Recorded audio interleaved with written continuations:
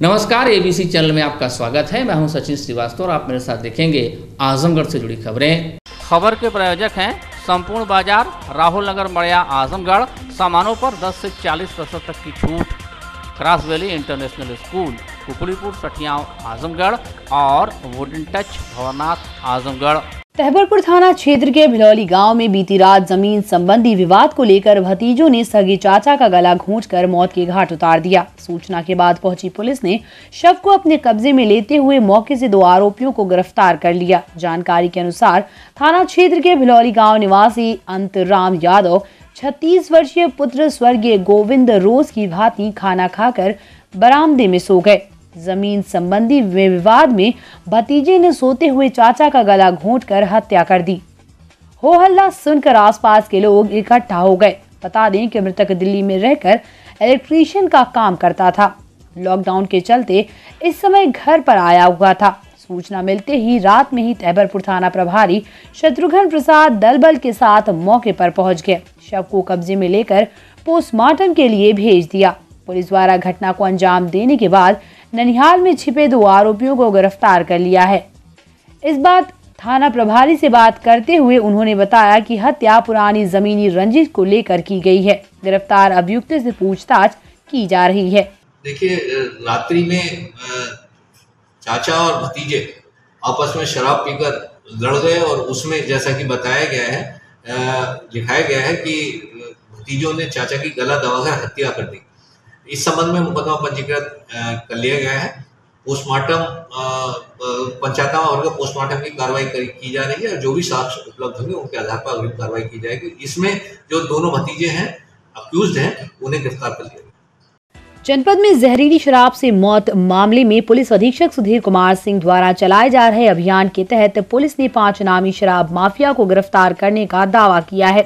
Police ने शरद यादव उर्फ मिंटू पुत्र परघट यादव निवासी शेरजहांपुर थाना पवई, प्रमोद यादव पुत्र हरिनाथ यादव निवासी शेरजहांपुर थाना पवई, अमित सिंह पुत्र श्री कृष्ण सिंह निवासी शेरजहांपुर थाना पवई, बबलू सिंह उर्फ दयानंद पुत्र सत्यव्रत सिंह निवासी शेरजहांपुर थाना पवई को आज गिरफ्तार किया है। इनके खिलाफ थाना पवई में आबकारी एक्ट सहित विभिन्न धाराओं में मुकदमा दर्ज है। पुलिस अधीक्षक द्वारा इनके ऊपर 10-10 हजार का इनाम भी घोषित किया गया था। इसके साथ ही पुलिस द्वारा एक 25,000 के इनामी बदमाश व मोतीलाल गैंग D74 के सक्रिय सदस्य रवि यादव उर्फ रविकांत पुत्र रामधारी यादव निवासी अताईपुर थाना फूलपुर जनपद आजमगढ़ को भी गिरफ्तार करने का दावा किया गया है। पुलिस अधीक्षक सुधीर कुमार सिंह ने बताया कि जहरीली शराब मामले में अब तक 5 गैंगस्टर एक्ट में मुकदमे दर्ज किए गए, जिनमें करीब 19 शराब माफियाओं को गिरफ्तार कर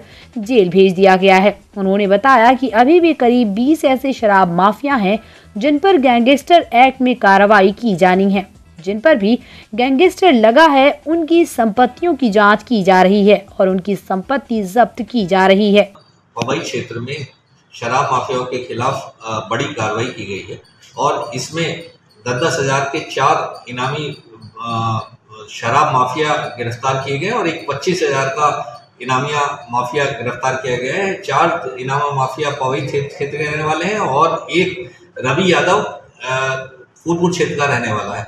इसके अतिरिक्त पिछले महीने से जब से ये घटना हुई है तब से 5 गैंगस्टर एक्ट के मुकदमे कायम किए गए हैं, जिसमें 19 अभियुक्तों को शराब माफियाओं को शराब के मामले में जेल भेजा गया है। अभी करीब 20 के आसपास ऐसे और शराब माफिया हैं जिनके खिलाफ गैंगस्टर एक्ट की कार्रवाई की जानी है और उनकी प्रक्रिया जारी है और बहुत जल्दी उन पर गैंगस्टर लगाकर कार्रवाई की जाएगी। जिन पर भी गैंगस्टर लगा है उन पर उनकी संपत्तियों की जांच की जा रही है और संपत्ति जब्ती करने की कार्रवाई की जा रही है।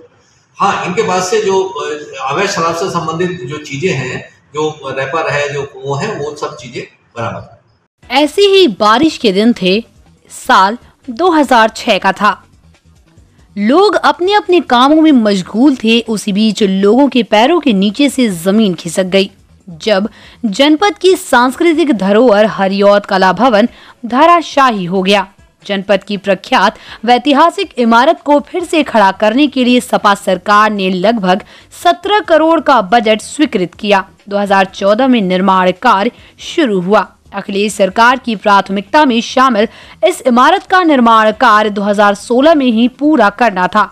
देखते देखते 7 साल गुजर गए, लेकिन आज तक इस कला भवन का निर्माण कार्य पूरा नहीं हो सका। अभी किश्तों में जारी हो रही धनराशि का रोना रो रहा तो कभी कोरोना का रोना रो रहा। देर तो हो चुकी है, पर दुर्भाग्य ये कि देर आए लेकिन दुरुस्त आए की कहावत भी यहाँ लागू होने की सूरत नहीं बन रही है। करोड़ों खपा देने के बाद भी हासिल कुछ खास नहीं होने वाला। विशेषज्ञ रंग कार्मिकों की माने तो कला भवन जैसा अधिकारी व ठेकेदार चाह रहे वैसा बन रहा, जैसा कलाकार चाह रहे वैसा नहीं। आप भी सुनिए। आपका जो सवाल है पत्रकारिता के लिहाज से दुरुस्त है और मैं आभार व्यक्त करूंगा सबसे पहले एबीसी चैनल को कि इस बहुत संवेदनशील मुद्दे पे आपने एक स्टोरी करने की कोशिश की है। लेकिन क्या कला और उससे जुड़ा हुआ कोई भवन हमारे समाज की कोई आवश्यकता है क्या? हमारे समाज की जो प्राथमिकताएं हैं उसमें कला के लिए क्या स्तर है? आप टेलीविज़न पे, मोबाइल पे आप टिकटॉक देख ले रहे हैं, डांस इंडिया डांस देख ले रहे हैं और तमाम रियलिटी शोज़ देख ले रहे हैं और आप संतुष्ट हो जा रहे हैं। अपने घर से निकल के किसी हॉल में, प्रेक्षागृह में, प्रांगण में आप कोई कला का प्रदर्शन देखें तो उसको देखने की आपकी अपनी चेतना क्या है? मेरा 20 साल का ज़मीनी अनुभव है आजमगढ़ में, तो व्यक्तिगत रिश्तों में लोग कला देखने आते हैं और कला कम देखते हैं, रिश्ते अधिक देखते हैं। तो कहने का सेंस सिर्फ इतना है कि जिस कला भवन की आप बात कर रहे हैं वो किसी जिला प्रशासन की देन नहीं थी कभी भी। वो ये तब की कला भवन थी जब समाज में कला के प्रति चेतना थी, जब बौद्धिक विकास के लिए लोग कला और साहित्य की तरफ आते थे। दुर्भाग्य से आज जो कैरियर ओरिएंटेड जो हमारा लाइफ स्टाइल है, जिसमें भौतिकवाद चरम पे है, हर आदमी भागम भाग में है और से अपने रोज़ की जो 2 जून की रोटी है उसके जुगाड़ में मरा जा रहा है। तो ऐसे में कला के लिए समाज में स्पेस बहुत कम हुआ है और चूँकि पत्रकारिता हो, राजनीति हो या कलाकर्म हो, ये सब समाज में जो है बहुत सिमट रहे हैं। तो दूसरे तरह की जो चीज़ें हैं जहाँ पे आडंबर है, फरेब है, धोखा है, छल है, वो आगे बढ़ रहा है। ये समय ऐसा है। कला भवन जब बना था, यहाँ के नागरिकों की चेतना थी तब बना था। कला भवन जब गिरा तो वो प्रतीक था कि आजमगढ़ ज़िले के नागरिकों की चेतना का स्तर कहाँ पे खड़ा है। फिर से उसके बनवाने के लिए मैंने, मेरे तमाम साथियों ने जो सूत्रधार टीम से जुड़े हुए थे, हम लोगों ने लगातार, आपको याद होगा 2007 से लगातार हम लोग कला भवन की लड़ाई लड़ रहे थे और एक प्रतीक स्वरूप हमने वहाँ पे अपने रिहर्सल करना शुरू किया, हमने वहाँ पे अपना आयोजन करना शुरू किया और लोगों को जागरूक करना शुरू किया कि हमारी कला भवन हमारी थाती है। खड़ी बोली हिंदी के इतने बड़े रचनाकार हरिऔध जी के नाम पे वो कला भवन जिले के नागरिकों ने बनाया था। उसी कला भवन को फिर हम लोगों ने लड़ाई लड़ते लड़ते, सौभाग्यशाली थे कि युवा मुख्यमंत्री आए थे अखिलेश यादव, जिन्होंने हमारी बात को समझा और उन्होंने तत्काल शासन में एक घोषणा कर दी और 17 करोड़ रुपए का एक बजट जारी कर दिया। निर्माण कार्य भी शुरू हुआ। आप सब, उसमें कुछ बताने वाली बात नहीं, आप सब जानते हैं कि बाउंड्री ही लगती रह गई सालों। सबसे जो बुरी बात है कला भवन के साथ, ये अधिकारी और ठेकेदार के गठजोड़ की वजह से ये खराब हो रहा है। आप लोग को जान के आश्चर्य होगा कि अभी पिछले कलेक्टर साहब थे मिस्टर NP सिंह जी, जो कला के प्रति संवेदनशील थे। तो जब मैंने उनसे बताया कि किसी भी कला केंद्र का जो मुख्य, जो सबसे इम्पॉर्टेंट चीज़ होता है वो होता है उसका प्रेक्षागृह, और ये प्रेक्षागृह की डिज़ाइन काफ़ी पुरानी है, 70 के दशक के किसी सिनेमा हॉल की तरह दिखती है ये, और इसमें तकनीकी रूप से बहुत कमियां हैं। तो उन्होंने उसकी एक जांच कराई और सौभाग्य से उन्होंने मुझे अधिकार दिया कि आप ही जांच करके मुझे रिपोर्ट दीजिए। आप ताज्जुब मानेंगे, जो कार्यदायी संस्था बना रही थी उसे यह भी नहीं पता था कि मंच का साइज कितना है, कितना होना चाहिए। जिस फर्म ने इसको डिज़ाइन किया था, लखनऊ की एक फर्म है जिसने इसको डिज़ाइन किया था, उस फर्म के पास इसके पहले किसी प्रेक्षागृह की डिज़ाइन करने का कोई अनुभव नहीं था। एक अनुभवहीन संस्था को यह काम दिया गया था और उनके आर्किटेक्ट तो खुद नहीं आए थे, वो अपने सहायक को भेजे थे और उसने स्वीकार किया था ये बात कि हमने ये पहला डिज़ाइन किया है। आप देखेंगे कि वो उतने बड़े भवन जिसका बजट अब शायद 22 करोड़ हो चुका है। प्रमुख सचिव संस्कृति उत्तर प्रदेश मुकेश मिश्राम जी से मेरी मुलाकात हुई, मैं शासन में जाके मिला उनसे और मैंने उनसे बताया कि देखिए आप यहाँ कलेक्टर रह चुके हैं, कला भवन को आप भी जानते हैं। तो उन्होंने तत्काल जिले के अधिकारियों को निर्देशित किया था कि यह कला भवन प्राथमिकता में रखी जाए और शासन का पैसा लग रहा है और स्थानीय कलाकारों को खासतौर से उन्होंने मेरा नाम भी लिया था कि अभिषेक पंडित की सलाह मशवरा ली जाए। आज तक किसी ने मुझसे संपर्क नहीं किया। मैं कई बार संपर्क करने की कोशिश करता हूं तो अधिकारी कहते हैं अभी मैं बाहर हूं, 10 दिन बाद आऊँगा, हफ्ते भर बाद मिलेंगे और फिर मुलाकात नहीं हो पाती। हमारे ज़िम्मे भी अपने काम होते हैं। अब मैं आपको बता दूं कि कला भवन जो बना है, अगर आप उसकी बिल्डिंग को देखेंगे तो कंक्रीट का खेल है। अधिक से अधिक गिट्टी बालू सीख सरिया उसमें खपा दो, खूब बजट बने, बहुत ज़्यादा पैसा खर्चो। मैं तो कहूँ 17 करोड़ का बजट ही बहुत ज़्यादा था, लेकिन बढ़ती हुई महंगाई का कभी मतलब बहुत समय लग गया है। ये सब बहाना बना के बजट भी बढ़ा लिया गया। 20-22 करोड़ के बजट के बाद जो हासिल होगा हमें, वो होगा क्या? हमारे जनपद में राहुल प्रेक्षागृह भी है और राहुल प्रेक्षागृह के रहते हुए अभिषेक पंडित को सूत्रधार को शारदा सिनेमा हॉल में अपना आयोजन करना पड़ता है। क्यों? क्योंकि राहुल प्रेक्षागृह नाटक मंचन के योग्य बना ही नहीं। और ऐसा नहीं कि वो खराब बना था, उसमें बस कुछ मामूली चीज़ें थी जिनको सुधारना था, जैसे लाइट बार, एप्रन, ग्रीन रूम, जो पीछे के जो सैकनॉर्मा है, ये सब चीज़ों को सही करना था, उसका एयरकूल्ड सिस्टम सही करना था, सिटिंग अरेंजमेंट सही करना था। ये नहीं हुआ तो राहुल प्रेक्षागृह आज देखिए सफ़ेद हाथी तरह खड़ा है, उसके मंच टूट चुका है, सब बंटाधार हो चुका है, वहाँ कोई एक आयोजन नहीं हो सकता। वही गति कला भवन की होने वाली है और मतलब मैं लगातार टोक रहा हूँ, 4-5 सालों से टोक रहा हूँ, लेकिन कोई भी कलाकारों की बात सुनने को तैयार नहीं और लगातार उसका जो है निर्माण कार्य जारी है और मनचाहा जारी है। अब अगर हम चाहें भी कि कला भवन का कुछ भला हो जाए तो फिर वही अधिकारी के बजट नहीं है, फिर बजट बढ़ाया जाएगा। जो काम 5 से 10 करोड़ में हो सकता है उसके लिए 20 करोड़ से ऊपर का इन लोगों ने खर्च कर दिया है और वो जब बन जाएगा तो आप निश्चित जानिए कम से कम अभिषेक पंडित वहाँ मंचन नहीं कर पाएंगे, क्योंकि वो मंच मेरे योग्य नहीं होगा। अब 2007 से तो मैं कंटिन्यू लड़ रहा था। मैंने धरना प्रदर्शन किया, आमरण अनशन किए, हमने प्रभारी मंत्रियों का घेराव किया, प्रमुख सचिव का घेराव किया, हम लगातार उसके लिए आवाज़ उठाते रहे, मीडिया के साथी भी साथ देते रहे। बट दुर्भाग्यवश कहीं ना कहीं, चूँकि कला की एक समझ होनी चाहिए, वो कहीं ना कहीं हमारे जनपद में थोड़ी सी उसकी कमी मैं देख पाता हूँ, पत्रकारिता में भी। तो जिसकी वजह से जो सही तथ्य हैं वो नहीं आ पाते हैं। सही तथ्य यह है कि ठीक है, जो बिल्डिंग बननी थी बन गई, जो होना था वो हो गया। कम से कम वो मंच, उस मंच पे लगने वाले ध्वनि यंत्र, प्रकाश यंत्र और हमारे एक्टर्स के लिए, हमारे परफॉर्मर्स के लिए जो ग्रीन रूम है, जो एप्रेन एरिया है, जो बार हैं, वो कम से कम व्यवस्थित हो जाते ताकि हम एक उच्च गुणवत्ता वाले नाटक वहाँ का। अब 22 करोड़ की लागत से बन रहा प्रेक्षागृह है, अनुमानतः ये 22 करोड़ के बजट हो चुका है इसका। और आप यकीन नहीं मानेंगे, इस देश का कोई भी एक पेशेवर नाट्य दल ढंग से अपना नाटक की प्रस्तुति वहाँ नहीं कर सकता किसी। हाँ, शौकिया ये जो डांस के कार्यक्रम होते हैं, कवि सम्मेलन और मुशायरा, ये सब वहाँ हो सकता है। तो इसमें कहीं ना कहीं साजिश दिखाई देती है कि एक बहुत कीमती ज़मीन पे कुछ ऐसा इमारत बना दिया जाए जिसको बाद में शादी ब्याह के लिए यूज किया जाए। और आप अगर ढंग से देखेंगे उसमें 2 नीचे बड़े बड़े हॉल बने हुए हैं, जो मेरे काफ़ी विरोध करने बाद उसमें पार्टीशन देकर अब 4 बना दिए गए हैं। 2 बड़े किचन हैं। एक कला भवन में 2 बड़े किचन की आवश्यकता क्या थी? 2 बड़े बड़े डाइनिंग हॉल की ज़रूरत क्या थी? तो कहीं ना कहीं ये शक पैदा होता है कि वो मैरिज हॉल बनवाया जाएगा संस्कृति विभाग के पैसे से। तो ये मतलब वो स्टेज भी जयमाल के लिए बनाया जाएगा मुझे लगता है। तो बहुत बुरी स्थिति है। क्या चाहेंगे आप कि अब इतना पैसा लग रहा है? पहली बात तो यह बहुत देरी हो चुकी है, बहुत देरी हो चुकी है। दूसरी बात, अगर संबंधित अधिकारी, खासतौर से जिलाधिकारी महोदय या प्रमुख सचिव संस्कृति, ये इनका व्यक्तिगत रुचि हो तो सबसे पहले, क्योंकि आर्किटेक्ट विधा में इस देश में बहुत कम लोग हैं जो ऑडिटोरियम आर्किटेक्ट को जानते हैं, तो सबसे पहले तो इन्हें किसी बहुत ही योग्य ऐसे कलाकार को उसमें जोड़ना चाहिए जिसको ऑडिटोरियम की आर्किटेक्चर का पता हो, तो और उसकी सलाह लेनी चाहिए। और उसमें अभी भी गुंजाइश है, अगर क्योंकि अभी बहुत सारा पैसा भी आना बाकी है, तो अभी भी गुंजाइश है और ज़्यादा नहीं, मुझे लगता है 50 लाख 1 करोड़ उसी बजट में से घुमा के अगर इसमें दिया जाए तो कम से कम मंच सही हो जाएगा। बाकी जो बिल्डिंग बननी थी बन चुकी है, उसमें आप कुछ नहीं कर सकते।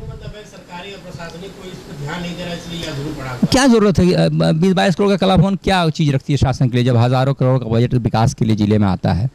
और बहुत बड़े काम है ना, अभी तो बाढ़ आने वाला है तो बांध को सही करना है, इसके पहले सब कोरोना से भी निपट रहे थे, वो भी सब जरूरी तथ्य हैं। जब इतनी बड़ी बड़ी योजनाएं हैं तो एक कला भवन के लिए किसको चिंता है? कितने कलाकार इस शहर में हैं? आप टोटल बजाने वाले, गाने वाले, डांस करने वाले, एक्टिंग करने वाले, पेंटिंग करने वाले, फोटोग्राफी के सबको मिला लीजिए तो मुझे नहीं लगता है कि 100 कलाकार भी गंभीर निकल के सामने आएंगे। तो इन 100 कलाकारों के लिए 20-22 करोड़ का बजट, इतनी कीमती ज़मीन तो शासन की प्राथमिकता में नहीं है और समाज की भी प्राथमिकता में नहीं है और पत्रकारिता के भी मुझे लगता है प्राथमिकता में नहीं है। अगर होता तो सारे अखबारों के दफ्तर, सारे पत्रकार उसी कला भवन के हैं, जुटते हैं तो यह अंधेर नगरी ना मचती। जबकि हमारे सामने एक उदाहरण राहुल प्रेक्षागृह का मौजूद है कि राहुल प्रेक्षागृह नाश हो गया, हम लोग लड़ते रहे, तो अब क्या किया जा सकता है? हम कलाकार कर क्या सकते हैं? बिल्कुल, देखिए ऐसा है कि कला भवन जैसा अधिकारी चाहेंगे, जैसा ठेकेदार चाहेगा वैसा बनेगा, जैसा कलाकार को चाहिए वैसा तो नहीं बनेगा। ये दुनिया अगर मिल भी जाए तो क्या है, गीत जैसी पीड़ा रंगकर्मी अभिषेक पंडित ने बयां की। अभी भी गुंजाइश है कि उनकी बात बिगड़ी बात को फिर से बना लेने की बात कर रही है। निर्माण कार्य की देरी का कारण जो उन्होंने बतलाया उसे भी झुटलाया नहीं जा सकता। कला भवन के निर्माण में देरी समाज में कला के प्रति चेतना में कमी के चलते हो रही है। रंगकर्मी राजकुमार शाह भी यही कहते हैं कि संस्कृति कला के हाशिए पर होने के चलते ही कोई इसके निर्माण में रुचि नहीं दिखा रहा है और तो और जो निर्माण हो भी रहा है वो तकनीकी रूप से अपने उद्देश्यों को पूरा करने में सक्षम साबित होने वाला नहीं है। कला भवन बहुत पहले से ही, इसके पहले जो यहाँ पुरानी बिल्डिंग थी, बहुत पुराने समय से, लगभग 50 साल से पहले से भी यहाँ पे संस्कृति कर्मियों का मुख्य कार्यस्थल रहा है, अड्डा रहा है। बीच में यहाँ तमाम खामियाँ हुई, वो बिल्डिंग नष्ट हो गई और हम लोगों के कामकाज का जो स्थान था वो वहाँ पर कार्य करने लायक नहीं रहा और बहुत ही लंबे संघर्ष के बाद संस्कृति कर्मियों के प्रयास से शासन ने ये बिल्डिंग स्वीकृत की और जबकि ये बिल्डिंग कई वर्षों से निर्माणाधीन है, अब तक इसे हो जाना चाहिए। अगर अधिक समय लेते तो भी पिछले वर्ष ये पूरा होकर के अब तक इसका लोकार्पण हो जाना चाहिए। अब तक इसके पूरे नहीं होने का कारण समय समय पे समाचार के माध्यम से या प्रशासन के द्वारा जो भी इसके धन की जो इसके जो निस्तारण है, जो शासन द्वारा हर वर्ष जो है धन मिलना है, उसमें कमी या विलम्ब बताया जाता रहा है। लेकिन फिर भी इसकी गति बहुत धीमी है, बहुत ही शिथिलता बढ़ती जा रही है। शायद प्रशासन इसको वरीयता पे नहीं रखता हो अपने परियोजनाओं में और संस्कृति वैसे भी समाज ने इस समय हाशिए पे रख रखा है। शासन प्रशासन के लोगों ने तो कला को और समाज को और संस्कृति को रखा ही है हाशिए पे, तो ये विलम्ब होना दुर्भाग्यपूर्ण है। साथ ही साथ मैं एक बात और जोड़ना चाहूँगा कि इतनी बड़ी धनराशि 17 करोड़ रुपए से ज़्यादा की इसकी लागत है। इतनी बड़ी धनराशि खर्च करने के बाद भी शासन ने या जो इस परियोजना को हैंडल कर रहे हैं उन लोगों ने कला विशेषज्ञों से कोई राय नहीं ली, इसलिए तकनीकी रूप से ये भवन पूरी तरह से फेल है। तकनीकी रूप से इसमें बार बार जो है रंगकर्मियों द्वारा बहुत लड़ाई लड़ी गई, बहुत संघर्ष लड़ा गया। अभिषेक पंडित ने भी बहुत प्रयास करके शासन को बार बार इस बात से अवगत कराया गया, लेकिन जो आश्वासन मिले उस पर कोई कामकाज हुआ नहीं। तो इस बात का हम लोगों को बहुत दुख है कि कला के लिए जो है ये परफॉर्मेंस के लिए ये बिल्डिंग तकनीकी रूप से बहुत सक्षम नहीं साबित हुई। लेकिन जैसा भी इसके जो कार्य हो रहा है उससे आप ज़्यादा निराश है? बिल्कुल निराश होंगे ना। इतनी बड़ी धनराशि 17 करोड़ से ज़्यादा की धनराशि खर्च करने के बाद भी वो हमारे विषय के अनुरूप अगर नहीं है, केवल नेताओं के भाषण देने के लिए अगर वो बिल्डिंग है तो बिल्कुल निराश होंगे ना। क्यों नहीं निराश होंगे? अगर वो एक कला का स्थान बना रहे हैं, एक परफॉर्मिंग स्पेस बना रहे हैं, तो उन्हें इनके विशेषज्ञों से राय लेनी चाहिए। वो बिल्कुल भी जो है उसके उपयुक्त नहीं है वो बिल्डिंग। तो आप लोग क्या चाहते हैं? अभी चाहते क्या है, शासन तो इस तरह का है नहीं, या जो CNDS जो उस परियोजना का हैंडल कर रही है वो इस बात के लिए मानसिक रूप से तैयार नहीं है अपनी गलती मानने को कि वो उसे तोड़ फोड़ करके उसे सही कराएं। तो उनकी मंशा ही नहीं दिख रही है इस तरीके की करने की। अब वो जैसे पूरा करेंगे। तो पूरा कराने के लिए कितना आप लोग संघर्ष आगे और क्या करेंगे कि इसकी जल्द मिल जाए? अब देखिए, ये जो है पूरी तरीके से जो उस परियोजना को जो हैंडल कर रहे हैं CNDS और शासन प्रशासन का ये काम है। रंगकर्मी ही हर जगह उसके लिए जो है संघर्ष करे, ये हमारा काम नहीं है। वो सैलरी किस बात की लेते हैं, वो विशेषज्ञ किस बात के हैं, है ना। सारा काम जो है सैलरी वो ले और हम केवल संघर्ष करें, ये कहीं से भी उपयुक्त नहीं दिखता, कहीं से भी उपयुक्त नहीं दिखता। वो बिल्कुल उसमें अगर कोई गलती कोई खामी रह गई है तो बिल्कुल वो उसके लिए वो जिम्मेदार हैं, वो उसके लिए भुक्तभोगी होने चाहिए। बीती ताहे बसार दे आगे की सुधिले के भाव के साथ SDM सदर वागीश शुक्ला ने वो कर दिखाया जो दशकों से जनपद चाह रहा था। जी हां, यहाँ के बारिश के मौसम से पूर्व नगर के नालों की साफ सफाई हर साल जनपद के लोगों की मांगों में शामिल रहा है। कभी कभी ऐसा मंजर, ऐसा माहौल उन्हें नहीं देखा जो अब देखने को उन्हें नसीब हुआ। SDM सदर वागीश शुक्ला ने अपने प्रयत्न के जरिए बरसात से पूर्व सभी नालों को साफ कराने के लिए युद्ध स्तर पर कार्रवाई शुरू कर दी है। उन्होंने बताया कि नगर के 52 नालों में से 44 नाले साफ करा दिए गए हैं। JCB व पालिका कर्मी युद्ध स्तर पर कार्य कर रहे हैं। सिर्फ 8 नालों का कार्य शेष रह गया है, जो कि 30 जून तक पूरा करा लिया जाएगा। उनकी कोशिश है कि बारिश में जल भराव की स्थिति नगर में न हो, इसके लिए प्रशासन अपने बजट से सारे काम प्राथमिकता के आधार पर स्वयं करा रहा है। हमारे नगर क्षेत्र में 52 नाले थे, मुख्य नाले छोटे बड़े लेकर के 52 नाले थे, जिनमें से 44 नाले ऐसे हैं जिनमें या तो काम पूर्ण हो चुका है या तो 2-3 दिन में काम पूर्ण होने वाला है। करीब 8 नाले और बच रहे हैं, उनमें भी काम शुरू कराना का प्लान कर लिया गया है। जल्दी ही हम लोग लगता है कि 20 जून तक सारे जितने नाले हैं सबको साफ करा दिया, जिससे जो है नालों के कारण जो है जल भराव की स्थिति न उत्पन्न हो। हमारे पास संसाधन हैं, जो हमारे उपलब्ध संसाधन हैं, हमारे पास 2 JCB नियमित रूप से जो है करीब 1 महीने से नालों की सफाई से काम कर रहे हैं। साथ ही साथ जो हमारे कर्मचारी हैं उनको भी इसमें लगाया गया है। सारे नाले जो है मानसून आने के पहले ही साफ हो जाए और नालों की वजह से समस्या न आए कि जो है नाले फटे हो, नाले साफ ना हो, इस वजह से जो जल भराव की समस्या होती है वो ना हो। क्या भी हमारा लक्ष्य। बजट कुछ एक्स्ट्रा है कि और नगर पालिका अपने बजट हमारे पास है जो उससे करा रहे हैं। वहीं दूसरी तरफ नालों की साफ सफाई होने से नगरवासी भी बेहद खुश हैं। उन्हें उम्मीद है कि अब की बारिश नगर जल जमाव की समस्या से मुक्त रहेगा। नहीं, इस समय जब से DM साहब आए हैं नए वाले, चार्ज संभाले हैं सफाई का, तब से बहुत अच्छा मतलब कि मैंने साफ सफाई की व्यवस्था अच्छी हो रही है। मैंने इसमें कोई शिकायत नहीं है कहीं से। नाली की सफाई? हाँ, नाली की भी सफाई आपके सामने है, देख ही रहे हैं यार। ये सब लोग खुश हैं इनके? हाँ, इनके इसे कोई ही नहीं। इसके पहले जो है इस तरह का कभी कार्य नहीं देखा है। जो है इस समय जो है इतनी मतलब कि खींच का जो है कूड़ा जो है अंदर से भी जो है खींच के लोग जो है बाहर निकाल रहे हैं, साफ कर रहे हैं। इस तरह से सफाई जो है हम कभी नहीं देखे थे। जो है क्या कहना है SDM साहब ने जब से SDM साहब जब से ये चार्ज संभाले हैं, हम उनके काम से बहुत खुश हैं। जो है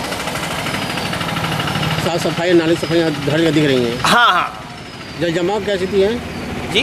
जल जमाव की जो है साफ हो जाएगी तो जल जमाव उसी तरह जो है साफ हो जाएगा, रुकेगा नहीं पानी। थाना द्वारा ग्राहक सेवा केंद्र रजिस्ट्रेशन की फर्जी वेबसाइट बनवाकर धोखे से लोगों के खातों से लाखों रुपए जमा कराकर साइबर ठगी करने वाले अंतर्राज्यीय गैंग का पर्दाफाश करते हुए गैंग के एक सदस्य को गिरफ्तार कर लिया। बता दें कि पवई थाना क्षेत्र निवासी संदीप कुमार ने साइबर क्राइम थाने को सूचना दी थी। इस साइबर ठगों ने फर्जी वेबसाइटों के माध्यम से ग्राहक सेवा केंद्र खोलने हेतु SBI खाते में 2,21,600 रुपए जमा करा दिए। पुलिस ने मामले में मुकदमा दर्ज कर कार्रवाई शुरू कर दी। इसी क्रम में प्रभारी साइबर थाना निरीक्षक राजेश यादव द्वारा अपनी टीम सहित मामले में नालंदा बिहार से 17 जून को गिरफ्तार अभियुक्त रमेश कुमार पुत्र गनौरी राम निवासी ग्राम अंदी थाना अस्थावा जिला नालंदा बिहार को गिरफ्तार कर लिया। इस दौरान अंधेरे का फायदा उठाते हुए अन्य बदमाश फरार हो गए। पूछताछ के दौरान अभियुक्त रमेश कुमार ने बताया कि वो और उसके गैंग के सदस्य कोलकाता के डीलरों से बनी हुई फर्जी वेबसाइट 30,000 रुपए महीना किराए पर लेते हैं, जिस पर अपना नंबर कस्टमर केयर के लिए फीड कराते हैं। जब लोग वेबसाइट पर जाकर ग्राहक सेवा केंद्र लेने के लिए रजिस्ट्रेशन एवं कॉल करते हैं तो रजिस्ट्रेशन शुल्क एवं CSP की लिमिट बढ़ाने के नाम पर लोगों को अपने विभिन्न बैंक खातों में पैसा जमा कर साइबर ठगी को अंजाम देते हैं। क्षेत्र का साइबर क्राइम थाना के द्वारा एक अच्छी सफलता आज अर्जित की गई है। एक ग्राहक सेवा केंद्र खोलने के नाम पर एक वेबसाइट के जरिए पवई का एक व्यक्ति ठगा गया था। उससे 2.25 लाख रुपए के लगभग जमा कराकर ठगे गए थे। इस संबंध में मुकदमा पंजीकृत करके साइबर थाने की जो टीम है उसके द्वारा इसमें कार्रवाई की गई। विवेचना के दौरान 4 लोग प्रकाश में आए, जिसमें से चारों के चारों नालंदा बिहार के थे, जिसमें से टीम द्वारा एक अभियुक्त को गिरफ्तार कर लिया गया है और शेष 3 अभियुक्तों की तलाश में छापेमारी की जा रही है। इनका मोडस ऑपरेंडी ये है कि इन्होंने मुंबई से एक वेबसाइट के थ्रू किराए पे एक वेबसाइट ली थी और उसके थ्रू कस्टमर केयर से बनकर ये ग्राहक सेवा केंद्र देने का लोगों को झांसा दिया करते थे। उनसे उसके लिए मनी के तौर पर कुछ पैसा जमा कराते थे और फिर उसके बाद उसे खा लेते थे। क्योंकि साइट फर्जी थी इसलिए उसका कोई मतलब होता नहीं था और इस तरह ही लोगों से ठगी गया। जिलाधिकारी राजेश कुमार ने बताया कि जनपद आजमगढ़ के सभी निबंधक कार्यालयों में निहित कृषि, अकृषक, भूखंड, भवनों तथा व्यावसायिक निर्माण के मूल्यांकन एवं स्टाम्प शुल्क की अदायगी हेतु नई सर्किल दर दिनांक 1 जुलाई 2021 से लागू होनी है। जनपद के सभी उप निबंधक कार्यालयों हेतु अनंतिम मूल्यांकन सूची तैयार कर ली गई, जो सर्वसाधारण के निरीक्षणार्थ जनपद के सभी उप निबंधक कार्यालय, अपर जिलाधिकारी, वित्त एवं राजस्व और सहायक महानिरीक्षक निबंधन आजमगढ़ के कार्यालयों में आपत्ति प्राप्त करने हेतु उपलब्ध है। उक्त प्रस्तावित मूल्यांकन सूची का निरीक्षण किसी भी कार्य दिवस को प्रातः 10 बजे से शाम 5 बजे तक किया जा सकता है। जिलाधिकारी ने सर्वमान्य को सूचित किया है कि जिस किसी को भी प्रस्तावित मूल्यांकन सूची के संबंध में कोई भी आपत्ति सुझाव प्रस्तुत किया जाना हो तो अनिवार्य रूप से अपनी आपत्ति सुझाव दिनांक 26 जून 2021 की शाम 5 बजे तक प्रस्तुत कर सकता है। उक्त समस्त आपत्तियों का निस्तारण जिलाधिकारी की अध्यक्षता में दिनांक 28 जून 2021 को कलेक्ट्रेट सभागार जनपद आजमगढ़ में किया जाएगा। शहर कोतवाली पुलिस ने शनिवार को मादक पदार्थ के कारोबार में लिप्त महिला समेत 2 लोगों को गिरफ्तार किया है। उनके कब्जे से पुलिस ने ब्राउन शुगर व गांजा बरामद किया है। शहर कोतवाली क्षेत्र के बलरामपुर चौकी प्रभारी कमल नयन दुबे के जरिए मुखबिर को सूचना मिली कि क्षेत्र के बिलरिया की चुंगी इलाके में लंबे अरसे से मादक पदार्थ का कारोबार किया जा रहा है। सटीक सूचना मिलने पर पुलिस ने बताए गए स्थान पर छापेमारी की। इस दौरान पुलिस ने ब्राउन शुगर का व्यवसाय कर रही महिला को गिरफ्तार कर उसके कब्जे से 13 ग्राम ब्राउन शुगर बरामद की, जबकि ट्राईसाइकिल पर सवार दिव्यांग व्यक्ति को 1.5 किलोग्राम गांजा के साथ गिरफ्तार किया गया। पकड़े गए आरोपियों में उषा देवी पत्नी राजेंद्र प्रजापति क्षेत्र के ग्राम लक्ष्मणपुर तथा दिव्यांग मनोज कुमार पुत्र पब्बर राम कंदरापुर थाना क्षेत्र के देवखरी गांव के निवासी बताए गए हैं। दोनों के खिलाफ NDPS एक्ट के तहत कार्रवाई की गई है। थाना कोतवाली क्षेत्र में 2 जो मादक पदार्थ बेचने वाले लोग हैं वो पकड़े गए हैं और इनके पास से हीरोइन और गांजा दोनों चीजें बरामद हुई हैं। इसमें पकड़े गए लोगों में से एक महिला भी है जो महिला होने के नाते चोरी छुपकर इस कार्य को किया करती थी और उस पर किसी को शक में नहीं होता था। इस तरह के जो लोग शहर में अवैध मादक पदार्थ बेच रहे हैं उस पर लगातार टीमें लगाई गई हैं और जल्दी और भी गिरफ्तारी होगी। अच्छा लगा इसकी लागत कितनी है सर? देखिए अभी इसकी लागत कहना बहुत मुश्किल काम है, लेकिन हीरोइन और गांजा दोनों चीजें हैं तो इसमें काफी पैसे का सामान है। संपूर्ण बाजार राहुल नगर मड़िया आजमगढ़ किराना store, general merchant, cosmetic, fast food, home and kitchen के सामानों का आजमगढ़ का सबसे बड़ा प्रतिष्ठान। फूड ग्रेन्स, ऑयल्स और सभी प्रकार के मसाले, cosmetic store, snacks store, summer drink and beverages, cleaning and house hold, home और किचन के product, bakery store, dairy product, सभी सामान मार्केट रेट से सस्ता और अच्छा, 10 से 40% तक की छूट। पतंजलि के सामानों पर 15% तक विशेष डिस्काउंट। शादी विवाह के सामानों की खरीदारी पर स्पेशल ऑफर। संपूर्ण बाजार, Rahul Nagar, Badiya, Azamgarh. Wooden touch, Bhanwarnath, Azamgarh, a complete hardware store.